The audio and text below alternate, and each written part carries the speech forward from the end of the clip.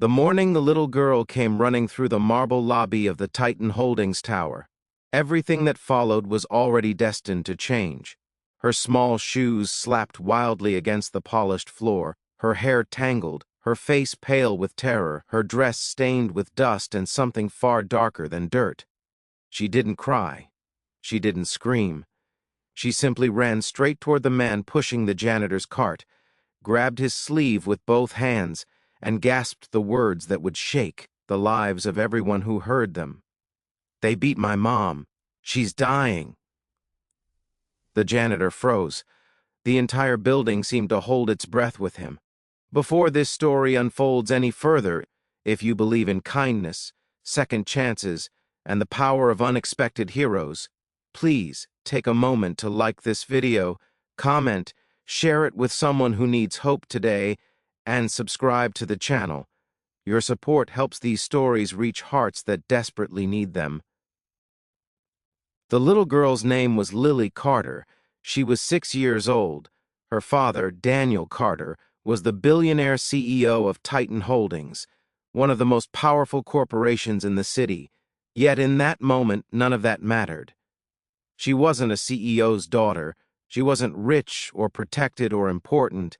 She was just a terrified child clinging to the only adult she could find.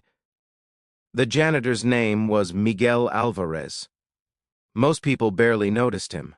He was quiet, early 50s, with tired eyes and gentle hands, always moving carefully, always working. The employees passed him without seeing him. Executives nodded politely if they nodded at all. No one knew his story. No one knew what he carried. But when Lily grabbed him, something deep inside Miguel awakened, something he had buried for decades. Miguel knelt down so his face was level with hers. Her breath came in broken gasps. Her hands were shaking.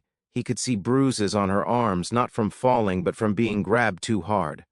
Her fear was real. Her words were real, and he believed her. Miguel didn't ask questions. He didn't hesitate. He picked her up in his arms and began moving. Security stopped him at the elevator. The girl screamed that her mom was dying. The guards tried calling management. Miguel's eyes were no longer those of a janitor. There was a sharpness there, a command that hadn't existed moments before. He spoke with calm authority, telling them to call emergency services and the police immediately, telling them to notify Daniel Carter that his daughter was in danger and that her mother had been assaulted. Something in his voice made them obey. Within minutes, the lobby exploded into chaos. Sirens wailed outside. Executives rushed down.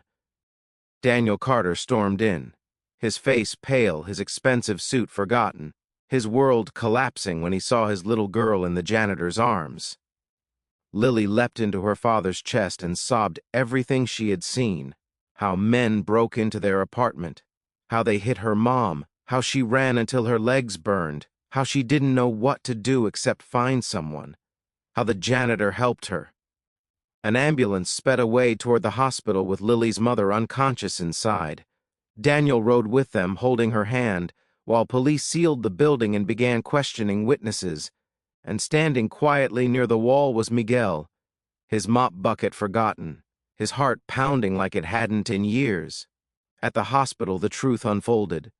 Lily's mother, Anna Carter, had been brutally attacked by men connected to a corporate blackmail ring that had been pressuring Daniel.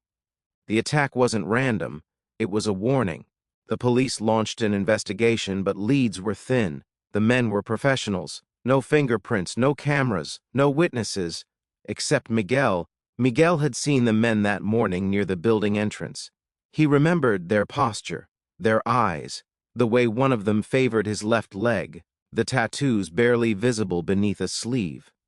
He had learned to observe such details long ago, in a life he had left behind. That night, Daniel Carter asked to meet him. They sat in a quiet hospital corridor, the richest man in the city across from a janitor with calloused hands.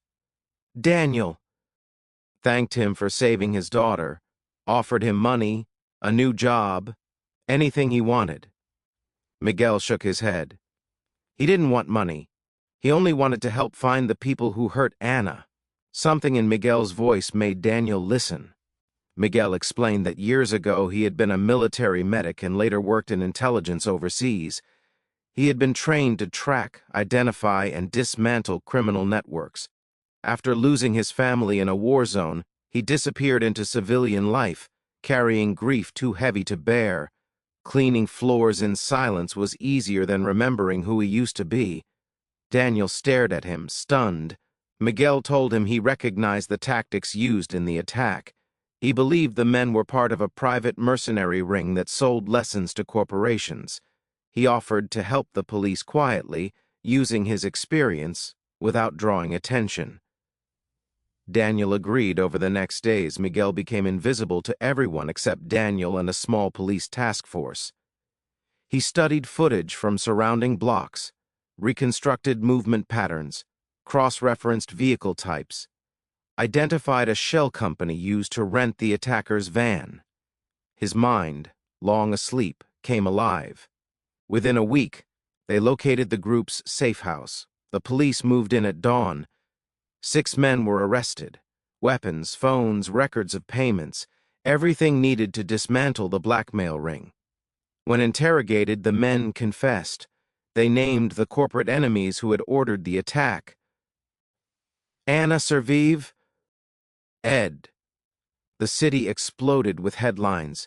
Daniel Carter publicly thanked the police, the hospital staff, and the anonymous janitor who had helped save his family.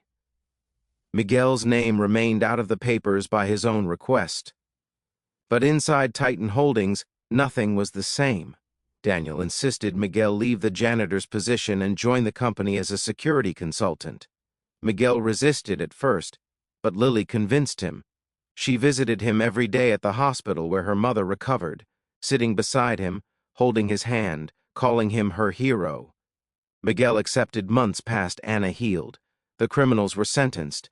Daniel's company restructured its security entirely under Miguel's guidance. Titan Holdings became one of the safest corporate environments in the country. Miguel never told anyone everything about his past. He didn't need to. What mattered was that he had finally found a reason to step back into the world.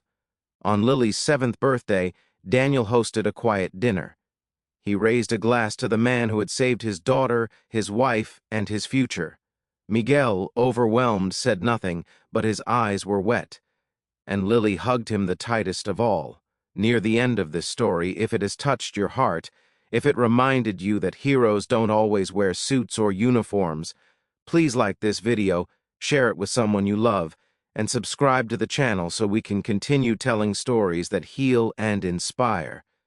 Before this story ends, leave a comment telling us where you're watching from and what this story made you feel. Your words matter more than you know. Because sometimes the world doesn't change through power or wealth or status. Sometimes it changes because a frightened child ran to the right person at the right moment. And a man the world had forgotten remembered who he truly was. And in that quiet hallway of a hospital, with the city asleep and hope breathing again, Miguel finally believed that his broken past had always been leading him to this one beautiful purpose.